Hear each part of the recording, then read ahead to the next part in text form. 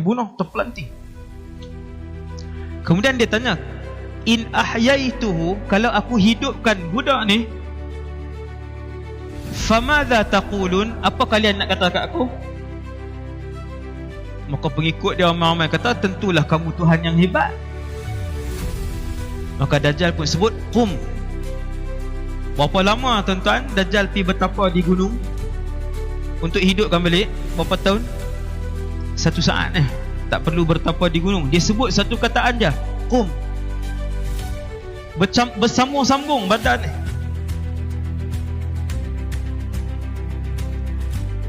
Maka budak tadi hidup. Lalu Dajjal kata, bukankah aku Tuhan kamu? Maka budak tu sebut, kamulah Dajjal, penipu besar yang disebutkan oleh Muhammad Nabi kami sallallahu alaihi wasallam.